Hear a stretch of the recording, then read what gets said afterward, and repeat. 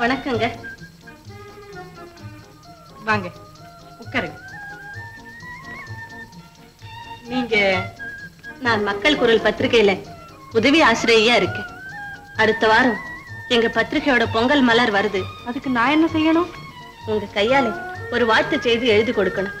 வாழ்த்து செய்தியா? எனக்கு என்னங்க தெரியும்? உங்களுக்கு தெரிஞ்சதை எழுதி கொடுங்க. தொந்தரவு கொடுக்கறதுக்கு பரவாயில்ல. இது மாதிரி வாழ்த்து எழுதி பழக்கம் இல்லை. ஏதோ எனக்கு தெரிஞ்சதை எழுதியிருக்கேன். இந்தாம்மா. பரவாயில்லைங்க. உங்களுக்கு தெரிஞ்சது இந்த உலகத்துக்கும் தெரியும். அதுதான் எங்க ஆசை. வர்றேங்க. வணக்கம். வணக்கம். இந்த பாருமா லீலா, ஊர்ல பெரிய மனுஷனா இருக்கணும்னா ஒண்ணு அவன் பணக்காரனா இருக்கணும், இல்ல ரவுடியா இருக்கணும். நான் இது ரெண்டும் இல்ல பாரு. அத நீங்க சொல்லிட்டா போதுமா? கண்டிப்பா நீங்க ஒரு வார்த்தை எழுதி கொடுத்துதான் ஆகணும். ஏது ஏது நீ ஆட விடமாட்ட போல் இருக்க.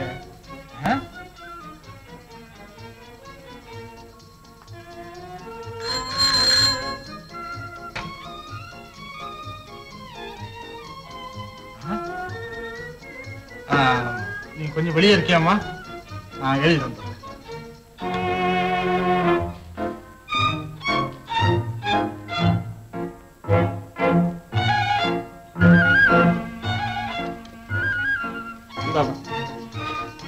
ரொம்ப தேங்க்ஸ். பரவாயில்ல. வர்றேன். வெற்றி வெற்றி. நான் போன காரியம் முழுக்க முழுக்க வெற்றி. என்ன லீலா, என்ன விசேஷம்? இத பாத்தீங்களா? எல்லார்கிட்டையும் ஏதோ ஒரு காரணத்தை சொல்லி எப்படி ஒரு கடிதம் வாங்கிட்டு வந்துட்டேன். அப்படியா என் கண்ணே? உண்மையிலேயே நீ கெட்டிக்காரிதான். யாரம்மா அந்த கொலைகாரன்? வேற யாரு? அந்த சொக்கப்பாவ தான் இருக்கணும். சரி சரி, அந்த கடிதம் எல்லாம் இப்படி கொடு, நான் பாக்குறேன். அது என்ன? இது சந்தானம் கொடுத்த அனாமதேய கடிதம். எங்க? பிணை கிட்ட வாங்குறது இது. இது இது பொன்னையாவோட. அந்த சொக்கப்பா கொடுத்த கடிதம் எங்க? இந்தாங்க.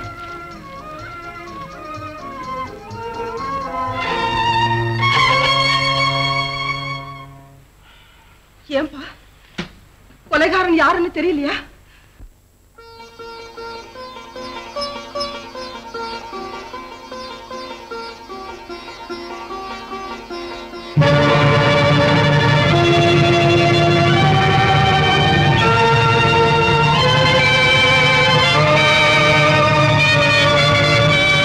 பொதுமக்களின் கருணை மனு வெற்றி.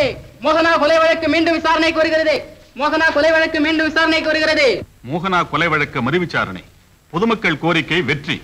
12 ஆண்டுகளுக்கு முன் நடந்த மோகனா கொலை வழக்கில் ஆயுள் தண்டனை அடைந்த குமாரசுவாமி நிரபராதி என்று பலத்த பொதுமக்கள் கிளர்ச்சியும் அநேக மனுக்களும் சர்க்காருடைய கவனிப்பை அடைந்திருப்பதாலும் ஏதோ சில புலன்கள் முன்விசாரணையில் மறைக்கப்பட்டு இப்போது கிடைத்திருப்பதாக சொல்லப்படுவதாலும் சென்னை அரசாங்கம் மாஜி ஹைகோர்ட் ஜட்ஜ் திரு சட்டநாதர் அவர்களை விசேஷ அதிகாரியாக நியமித்து மேற்சொன்ன வழக்கு சம்பந்தமான சகல விஷயங்களையும் தீர விசாரித்து தன்னுடைய அபிப்பிராயத்தை தெரிவிக்குமாறு கோரியிருக்கிறது. இந்த விஷயத்தில் அவருக்கு சகலவித அதிகாரங்களும் கொடுக்கப்பட்டுள்ளன. விசாரணை 20ஆம் தேதி அன்று தொடங்கும். என்ன? இதோ பாரு உத்தரவோட காப்பி. வர 20ஆம் தேதி அன்னைக்கு விசாரணை ஆரம்பம். அம்மா, நீ பட்ட கஷ்டத்துக்கு பலன் கிடைச்சதுடா கண்ணே. எல்லாம் ஆசீர்வாதம் தாம்மா. லீலா, இவ்வளவுக்கு நீதான் காரணம். உன் உதவி என்னால என்னைக்கும் மறக்கவே முடியாது லீலா. ஐயா, இந்த ஊர்ல நல்ல வக்கீல் யாரோ அவரையே இந்த வழக்குக்கு ஏற்பாடு பண்ணிடுங்க. வக்கீலா? எதுக்குடா? ஏம்மா வேண்டாமா? ஏன் வேணும்? நீ இல்ல, உன் திறமை இல்ல, உன்கிட்ட தன்னம்பிக்கை இல்ல. அம்மா. ஆமாம் சங்கர், எந்த காரியத்தை நீங்கள் ஆரம்பித்தீர்களோ, எதற்காக இவ்வளவு அரும்பாடுபட்டு ஆதாரங்களை எல்லாம் அள்ளி குவித்தீர்களோ, அந்த காரியத்தை நீங்களே தான் பூர்த்தி செய்ய வேண்டும். ஆனால் மகனே, இந்த 12 வருஷ காலமும் எதற்காக இவ்வளவு பாடுபட்டேன்? எதற்காக உன்னை படிக்க வைத்தேன்? எதற்காக உன்னை வக்கீலாக்கினேன்? ஊருக்கெல்லாம் வாதாடவா? இல்லை, உண்மைக்கு வாதாட, உன் அப்பாவுக்காக வாதாட. அம்மா, இதுதானடா நீ ஏற்றுக்கொண்டிருக்கும் கடமையின் முக்கியமான கட்டம். இதை நீயே செய்து முடித்தால் தான் அலைமோதிக் கொண்டிருக்கும் உன் அப்பாவின் மனதிலே ஆனந்தம் பொங்கி வழியும். கண்ணே, வீணாக மனம் தடுமாறாதே. வெற்றி தேவி உனக்கு மாலையிட காத்திருக்கிறாள். தலை நிமிர்ந்ததில் சரி என்று சொல் மகனே, சரி என்று சொல். சரி அம்மா, கண்ணு சரி. மகனே, அம்மா சங்கர், என் கண்ணு.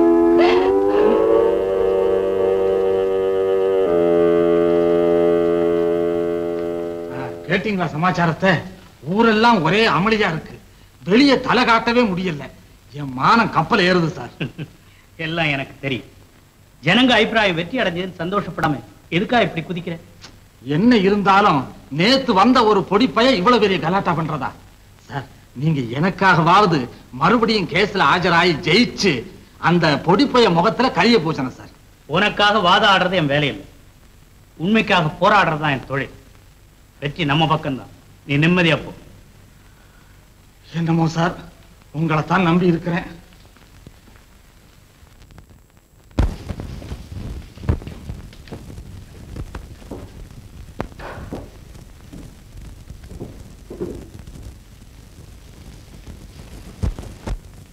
இன்று இந்த விசாரணை நடக்க போவதும் அதனுடைய நோக்கமும் யாவரும் அறிந்ததே. நமது விசாரணையில் உண்மை முற்றிலும் வெளிப்படுவதற்காக நடவடிக்கைகளை ஏறக்குறைய நீதிமன்றத்தில் நடப்பதைப் போலவே நடத்த ஏற்பாடு செய்திருக்கிறேன். அதற்காகவே முன்பு பிராசிக்யூஷன் தரப்பில் வாதித்த திரு சந்திரசேகர் அவர்களை வாதி தரப்பில் வழக்கு நடத்த சர்க்கார் ஏற்பாடு செய்திருக்கிறார்கள். அவரையும் எதிரி குமாரசாமிக்காக வழக்கை நடத்தும் திரு சங்கரையும் நான் வரவேற்கிறேன். குமாரசாமி ஆதரவு செய்யுங்கள்.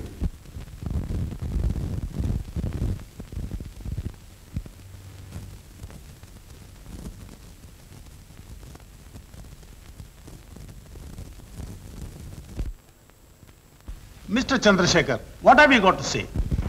கனம் கோட்டார் அவர்களே, கொலை செய்யப்பட்ட மோகனாவுக்கும் இவனுக்கும் கள்ள உறவு இருந்து வந்திருக்கிறது. மரணத்தின் போது மோகனா 4 மாத கர்ப்பிணி.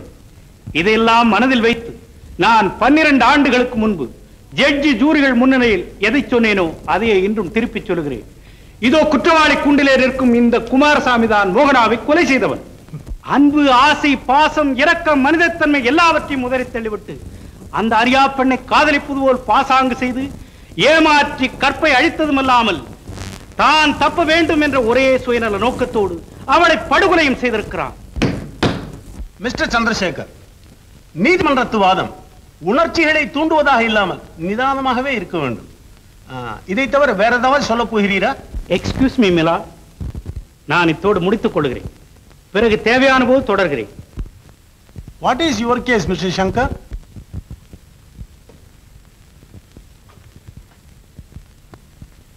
கனம் கோட்டார் அவர்களே, நான் 2 முக்கியமான அம்சங்களைத்தான் மிகவும் வலியுறுத்த விரும்புகிறேன். கொலை செய்யப்பட்ட மோகனாவின் அறையிலிருந்து சி என்ற எழுத்து பொறிக்கப்பட்ட ஒரு சிகரெட் கேஸும் இடது கையால் எழுதப்பட்ட ஒரு அனாமதேய கடிதமும் கண்டுபிடிக்கப்பட்டதாக போலீசார் ரெக்கார்டில் இருக்கிறது. ஆனால் அவை 2ம் வழக்கு மன்றத்தில் பிரயோகிக்கப்படவே இல்லை. யுவரான, அந்த 2 பொருள்களின் உதவி இல்லாமலேயே எங்களால் குற்றத்தை நிரூபிக்க முடிந்தது என்பதை தாழ்மையோடு தெரிவித்துக் கொள்கிறேன். உங்கள் அபார திறமைக்கு எனது மனமுவந்த பாராட்டு. யுவரானர், மோகனா 4 மாத கர்ப்பவதி என்றும் அதற்கு காரணம் இந்த குற்றவாளிதான் என்றும் சர்க்கார் தரப்பில் விவாதித்திருக்கின்றனர். எஸ் யுவரானர், மோகனா 4 மாத கர்ப்பவதிதான். நம் இளம் நண்பர் இதில் ஏதோ புதிதாக கண்டுபிடித்து விட்டது போல் பேசுகிறாரே. எக்ஸ்கியூஸ் மீ சார், சர்க்கார் தரப்பில் இவ்வளவு தெளிவாகவும் ஆணித்தரமாகவும் வாதம் செய்ததற்கு எனது ஆழ்ந்த நன்றி. கனம் கோட்டார் அவர்களே, எனது முதல் சாட்சி அரசாங்க மருத்துவ நிபுணரான டாக்டர் ராகவன். டாக்டர் ராகவன், மோகனாவின் இடத்தை பரிசீலனை செய்தீர்களே, அது சம்பந்தமான தகவல்கள் இன்னும் நன்றாக ஞாபகத்தில் இருக்கின்றனவா? ஓஎஸ், என்றைக்கு இருந்தாலும் இதை போல சாட்சியம் கூற வேண்டும் என்று ஒவ்வொரு பாயிண்டையும் குறித்து வைத்திருக்கிறேன். All right. பிரேத விசாரணையின் போது நீங்கள் என்ன முடிவுக்கு வந்தீர்கள் என்று கனம் கோட்டார் அவர்களுக்கு தெரிவிக்க முடியுமா? ஓ, அந்த பெண்ணை கொலை செய்தவன் இடதுகையை உபயோகித்து சவரக்கத்தியால் அவள் கழுத்தை அறுத்திருக்கிறான். இடதுகையைத்தான் அவன் உபயோகித்திருக்கிறான் என்று உறுதியாக கூறுகிறீர்களே, அது எப்படி? ஒருவன் இடதுகையால் செய்யும் வேலைக்கும் வலதுகையால் செய்யும் வேலைக்கும் எவ்வளவோ வித்தியாசம் இருக்கிறது. இடதுகையை உபயோகிக்கும் எத்தனையோ டாக்டர்கள் இருக்கிறார்கள். அவர்கள் ஆபரேஷன் பாணியே அலாதியாக இருக்கும். அதனால் தான் திட்டமாக சொல்கிறேன், மோகனாவை கொன்றவன் இடதுகையை உபயோகிக்கிறவன் தான். Very interesting point. Well doctor, அந்த ஆசாமி இடது கையால் கழுத்தை அறுத்தது போல எல்லா காரியங்களையும் அதாவது எழுதுவதை கூட இடது கையால் தான் செய்ய வேண்டும் இல்லையா? ஆமா, 100% அப்படித்தான் அமைவது வழக்கம். சர்க்கார் தரப்பில் முன்பு உங்கள் சாட்சியம் ஏற்றுக்கொள்ளப்பட்டதா? இல்லை. Your honour, I have finished with this witness. Mister Chandrasekhar, நீங்கள் ஏதாவது குறுக்கு விசாரணை செய்ய விரும்புகிறீரா? நோ மிலாட், எனக்கு தேவையில்லை. கால் த நெக்ஸ்ட் விட்னஸ். எனது அடுத்த சாட்சியம் மிஸ்டர் சொக்கப்பா. மிஸ்டர் சொக்கப்பா, உமது தூரபந்து மோகனாவின் பேரில் நீர் 50,000 ரூபாய்க்கு இன்சூரன்ஸ் பாலிசி ஒன்று எடுத்து வைத்திருந்தீர் இல்லையா? ஆமா. அது சம்பந்தமாகத்தான் நீர் மோகனாவை குற்றவாளிக்கு அறிமுகப்படுத்தி வைத்தீர் இல்லையா? ஆமா. எந்த வருடம், எந்த மாதம், எந்த தேதி அந்த இன்சூரன்ஸ் பாலிசி எடுத்துக் கொள்ளப்பட்டது நினைவில் இருக்கிறதா உமக்கு? அது நடந்து எத்தனையோ வருஷம் ஆச்சு, எனக்கு ஞாபகம் இல்லை. ஆனா ஏதோ ஒரு தீபாவளி அன்னைக்குங்கிறது மட்டும் ஞாபகம் இருக்கு. உமது யூகம் சரிதான். நான் சொல்கிறேன், 1942 வருடம் தீபாவளி என்றுதான். அன்றுதான் நீர் குற்றவாளியை முதலாக சந்தித்தீர். அன்றுதான் நீர் மோகனாவை குற்றவாளிக்கு அறிமுகப்படுத்தினீர் இல்லையா? அதற்கு முன்பு குற்றவாளிக்கும் மோகனாவுக்கும் சந்திப்பும் தொடர்பும் இருந்ததுண்டு இல்லை? மிலாட், எனது நண்பர் துரும்பு விஷயத்தை துருவி துருவி ஆராய்கிறார். ஆம் நண்பரே, ஆண்டவன் தூணிலும் இருப்பானாம், துரும்பிலும் இருப்பானாம். அதை போலத்தான் உண்மையும் துரும்பில் கூட இருக்கும். Proceed. மிஸ்டர் சொக்கப்பா, மோகனா கொலை செய்யப்பட்ட தினம் உமக்கு மிக நன்றாக நினைவில் இருக்கும் என்று கருதுகிறேன் இல்லையா? அதை எப்படி மறக்க முடியும்? 1943 வருஷம் ஜனவரி மாசம் 14ஆம் தேதி பொங்கல் அன்னைக்கு ராத்திரி சுமார் 8:30 மணிக்கு நடந்துச்சு. சபாஷ், அதை உம்மால் மறக்க முடியுமா என்ன? நல்லது மிஸ்டர் சொக்கப்பா, குற்றவாளிக்கும் மோகனாவுக்கும் அறிமுகம் ஏற்பட்ட 1942 வருடம் நவம்பர் மாதம் 7ஆம் தேதி தீபாவளியில் இருந்து அவள் கொலை செய்யப்பட்ட அடுத்த ஜனவரி 14ஆம் தேதி பொங்கல் வரை எவ்வளவு நாட்கள் ஆகின்றன? நாட்கள் வந்து நான் சொல்கிறேன், நவம்பரில் 23, டிசம்பரில் 31, ஜனவரியில் 14, ஆக மொத்தம் 68 நாட்கள். அதாவது மோகனாவுக்கும் குற்றவாளிக்கும் அறிமுகம் ஏற்பட்டு 68 நாட்கள் தான் ஆகின்றன. ஆமா. ஐ அப்ஜெக்ட் யுவர் ஆனர்.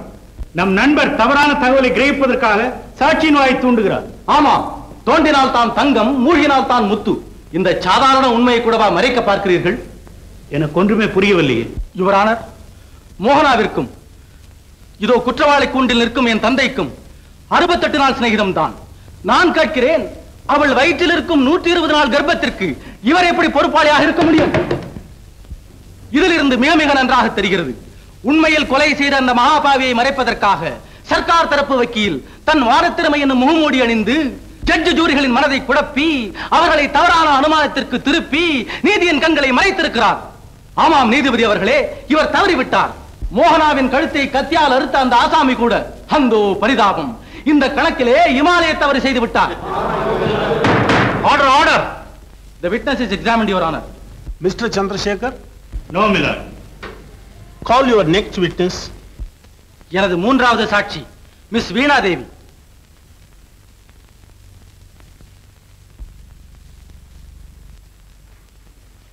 மிஸ் வீணா தேவி, 12 வருஷங்களுக்கு முன்னால் நீங்கள் சாட்சியம் கொடுத்திருக்கிறீர்கள்.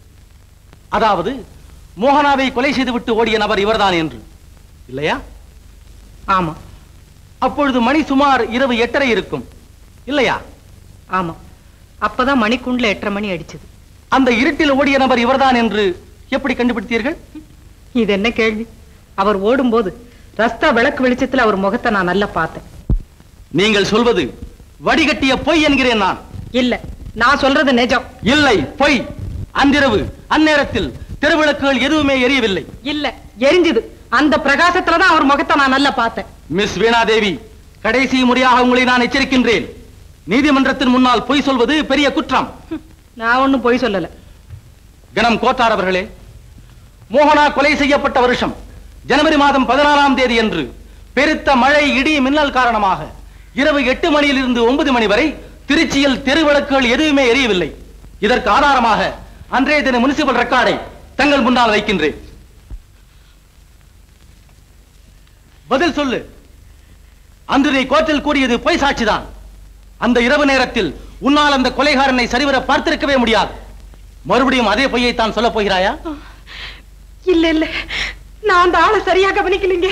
கவனிக்காமல் பொய் சாட்சி கூறி உண்மை கொலைகாரனுக்கு உடந்தையாக இருந்தாய் இல்லையா? ஐயோ, எனக்கு என்ன தெரியும்?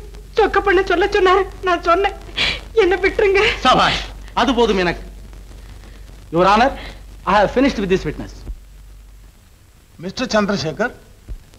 மிலாட், அந்த சாட்சி ஒரு பெண் என்ற காரணத்திற்காக மன்னிக்க வேண்டுகிறேன். அதுதான் முடியாது. நீதிமன்றத்தில் பொய் சாட்சி கூறியதற்காகவும் அதை தூண்டிவிட்டதற்காகவும் வீணா சொக்கப்பா ஆகிய இருவரின் மீதும் தகுந்த நடவடிக்கை எடுக்க வேண்டும் என்று சர்க்காருக்கு தெரிவித்துக் கொள்ளப் போகிறேன். Just wait milord. குற்றவாளி இடதுகையால் கொலை செய்தானா வலதுகையால் கொலை செய்தானா என்பதை பற்றி நமக்கு அக்கறை இல்லை. இந்த சாட்சியங்கள் எல்லாம் பொய் என்றே வைத்துக் கொள்வோம். ஆனால் கொலை செய்யப்பட்ட அந்த மோகனா 50,000 ரூபாய்க்கு இன்சூர் செய்து கொண்டிருக்கிறாள். ஒவ்வொரு முறையும் அதற்கு எவ்வளவு பிரீமியம் கட்ட வேண்டும்? அதற்கெல்லாம் அந்த ஏழை மோகனாவிடம் ஏது வருமானம்? நிலைமை அப்படி இருக்கும் போது இன்ஸ்பெக்டராய் வேலை பார்த்த இந்த குமாரசாமி இதை பற்றி ஏன் தலைமை ஆபீஸிற்கு ஆட்சேபனை குறிப்பு அனுப்பவில்லை? இவர்கள் இருவருக்கும் இருந்து வந்த கள்ள தொடர்பை குறிப்பதற்கு இந்த ஒரு பாயிண்டே போதும் என்கிறேன். அதை நான் மறுக்கிறேன். ஏழை மோகனாவிற்கு ஏழை குமாரசாமி அல்லாத வேறு எவனோ ஒருவன் பண உதவி செய்திருக்கிறான். யார் அந்த செல்வச்சீமான்? சிரித்து சிரித்து பேசி அவளுக்கு இடதுகையால் கடிதம் எழுதியவனும் அவளது கழுத்தை இடதுகையால் அறுத்தவனுமாகிய அந்த அயோக்கியன் யார்? அந்த சிகரெட் கேஸில் பொறிக்கப்பட்டுள்ள ஆங்கில எழுத்தை தனது பெயரின் ஆரம்பமாக வைத்துள்ள அந்த அக்கிரமக்காரன் யார்? பணத்தை வாரி வாரி கொடுப்பதாக சொல்லி அவளை ஏமாற்றி அவள் வயிற்றிலே குழந்தையை கொடுத்த அந்த கொடுமைக்காரன் யார்? யார்? யார்? கனம் கோட்டாளர்களே, இந்த உண்மையை ஆதாரபூர்வமாக நிரூபிக்க எனக்கு ஒரே ஒரு வாரம் அவகாசம் கொடுக்க வேண்டுகிறேன். இதற்கிடையில் குற்றவாளியை ஜாமீன் விடுதலை செய்ய வேண்டும். கொலை வழக்கில் குமாரசாமி ஜாமீனில் விடுதலை செய்யப்பட்டார். குமாரசாமி ஜாமீனில் விடுதலை செய்யப்பட்டார். அம்மா,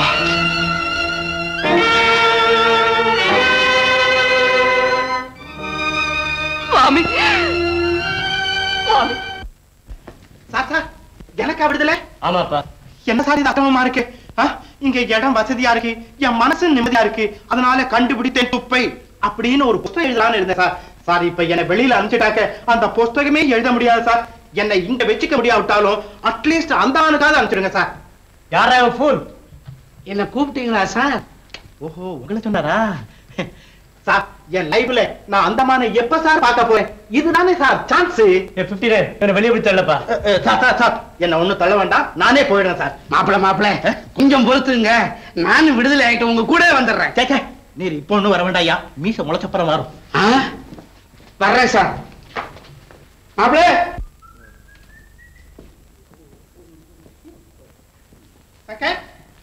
ஓ வந்துட்டியா? இந்தாப்பா நீ கேட்ட ஃபைல். ரொம்ப தேங்க்ஸ் அப்பா. சக்கர், நான் ஜெயிலுக்குள்ள இருக்கும்போது என் மூளை சும்மா கட கட கட கட கடன்னு வேலை செஞ்சு இந்த கொலைகாரனை கண்டுபிடிக்கிறதுக்கு எவ்வளவு ஐடியாஸ் கிடைச்சிருக்கு தெரியுமா? அதெல்லாம் உனக்கு சொல்றேன் கேளு. அப்பா, ஐடியா மாஸ்டர், எனக்கு இப்ப ரொம்ப அர்ஜென்ட்டா வேலை இருக்குது. தயவு செய்து நீ கொஞ்சம் போயிட்டு வரியா? சங்கர், ஓஹோ, அவ்வளவு தூரத்துக்கு வந்துட்டியா நீ? இதா பாரு, நீயே வந்து என்கிட்ட ஐடியா கேட்க வேண்டிய சமயம் வரும், அப்ப உன்னை நான் பேசிக்கிறேன். ஐயா சாமி, குட் நைட்.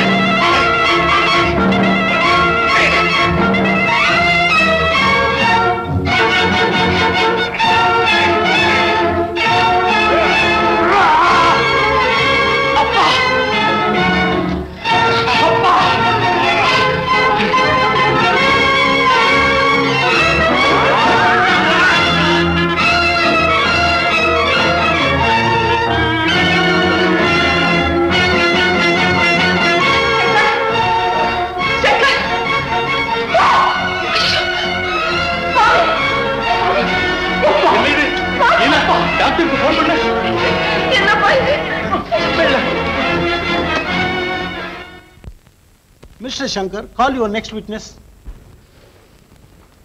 Your Honor, எனது கடைசி சாட்சி இந்த இரு கடிதங்கள் தான். இந்த கடிதம் கொலை செய்யப்பட்ட மோகனாவின் அறையில் இருந்து போலீசாரால் கைப்பற்றப்பட்டது. இந்த கடிதம் நேற்றுதான் என்னால் கண்டுபிடிக்கப்பட்டது. I object, my lord. இந்த கடிதம் என்னவென்று பார்ப்பதற்கு எனக்கு எல்லா உரிமையும் இருக்கிறது. அமைதி நண்பரே, அமைதி. உங்கள் முன்பாக கணம் கோத்தார் அவர்கள் இதை பார்க்கட்டும்.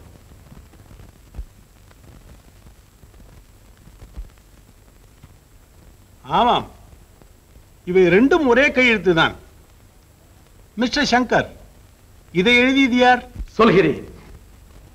12 வருஷங்களுக்கு முன்னால் எவன் மோகனாவிற்கு அந்த கடிதத்தை எழுதினானோ, எவன் அவளை கடுத்து கற்பவதியாக்கினானோ, எவன் தன் குற்றத்தை களங்கத்தை மறைப்பதற்காக அவளது அழகு மணிக்கழுத்தை அறுத்தானோ, எவன் இந்த வழக்கில் இருந்து தப்புவதற்காக நேற்றிரவு என்னை கொலை செய்ய முயன்றானோ, எவன் இந்த சிகரெட் கேஸுக்கு சொந்தக்காரனோ, அவன் அந்த அற்ப புத்திக்காரன் மனித போர்வையிலே உலவிக் கொண்டிருக்கும் அந்த மிருகவெறி பிடித்தவன்.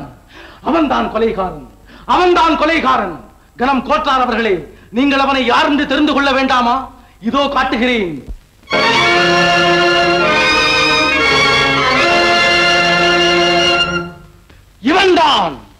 இவன்தான் சி என்பதை தன் பெயரின் ஆரம்ப எழுத்தாக கொண்டுள்ள சந்திரசேகரன். இவன்தான் கன்னிப்பெண் மோகனாவோடு கள்ள உறவு கொண்டு அவளை கடுத்து கற்பவதியாக்கி அவளை கொலையும் செய்திருக்கிறான். இவன்தான் நேற்றிரவு என்னை கொலை செய்ய முயன்றதோடு அல்லாமல் தடுக்க வந்த என் தந்தையையும் குத்திவிட்டு தற்காப்புக்காக நான் திருப்பி தாக்கிய போது தன் கையில் காயம் பட்டு ஓடி இருக்கிறான். இதோ பாருங்கள் இந்த காயத்தை, இதோ பாருங்கள். பாதுகாப்பளிக்க வேண்டிய வேலியே பயிரை மேய்ந்தால், துஷ்ட நிகிரக சிஷ்ட பரிபாலனம் செய்ய வேண்டிய பகவானே அதை பார்த்துக் கொண்டிருந்தால், இந்த உலகத்தில் நீதி எங்கே, நேர்மை எங்கே, உண்மை எங்கே? எங்கே? மிஸ்டர் சங்கர், விரும்பத்தகாத இந்த சூழ்நிலை ஏற்பட்டதற்காக நாம் அனைவருமே வருந்த வேண்டியவராக இருக்கிறோம். பொறுப்புள்ள பதவியில் இருக்கும் சந்திரசேகர் அப்பதவியில் இருக்கும் எல்லோரையுமே இழிவுபடுத்துவதை போல் நீதியின் பாதையை திருப்பி விட்டார். கொலை செய்தவரை சட்டம் சும்மா விடாது. நமது இளம் வக்கீல் தனது ஊக்கத்தினாலும் விடாமுயற்சியினாலும் குமாரசாமி நிரபராதி என்பதை சந்தேகத்துக்கிடமின்றி நிரூபித்து விட்டார். இதை நான் சர்க்காருக்கு தெரிவித்து விடுகிறேன்.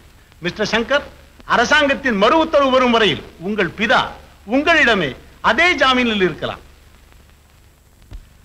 அம்மா, அம்மா, வெற்றி, வெற்றி. அப்பா, நீங்க நிரபராதின்னு நீதிமன்றம் நல்ல தீர்ப்பு வழங்கிட்டது.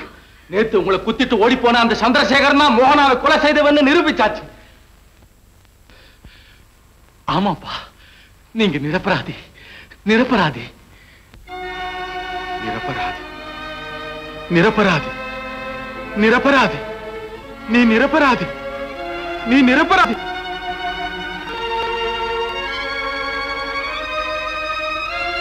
சங்கர், அப்பா, மகனே, மகனே, இவ்வளவு நாளா கொலைக்காரங்கிற சொல்லு என் உணர்ச்சி எல்லாம் கெடுத்து ஒரு வார்த்தை கூட பேச முடியாது என் வாயை பூட்டி வச்சிருந்தது. இப்போ நான் நிரபராதி, நிரபராதி. இனிமே எனக்கு உலகம் இருக்கு, மனைவி இருக்கா, மகன் இருக்கா, எல்லாம் இருக்கு. என் கண்ணே,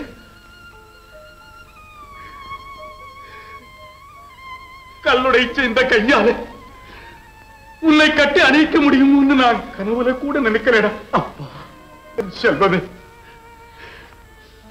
உன்னை மகனா அடைஞ்சதற்கு நான் பெருமைப்படுறேன்டா, நான் பெருமைப்படுறேன். அப்பா, எல்லாத்துக்கும் காரணம் அம்மாதான்.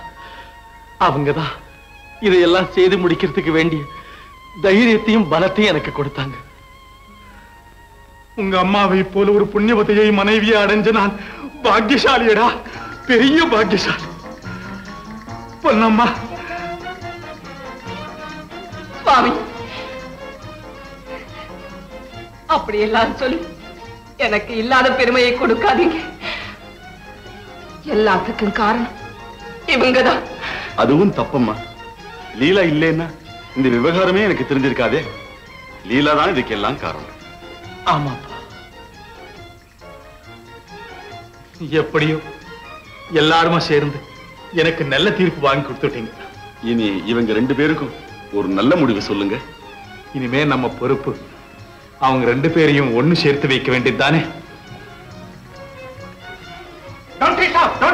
அப்படியே இருங்க அப்படியே இருங்க அப்படியே இருங்க அப்படியே இருங்க. நான் ஒரு போட்டோ எடுத்துக்கிறேன். இங்க இங்க இங்க நல்லா இங்கே பாருங்க.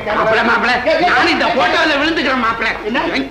என்ன அது தாடி நாமத்தோட இருக்கட்டும் மாப்பிள்ள. சரி போய் நின்னு சொல்லுங்க போய். இங்க நல்லா சிரிக்கணும். நல்லா சிரிங்க. Good good. அப்படியே குட்.